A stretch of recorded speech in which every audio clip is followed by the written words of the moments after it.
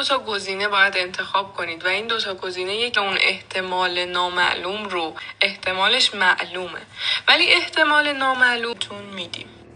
مسابقه اولینه که شما از بین این گوی‌ها دانشمندا اومدن گفتن در نظر گرفتی ممکنه یه چیزی که منو خیلی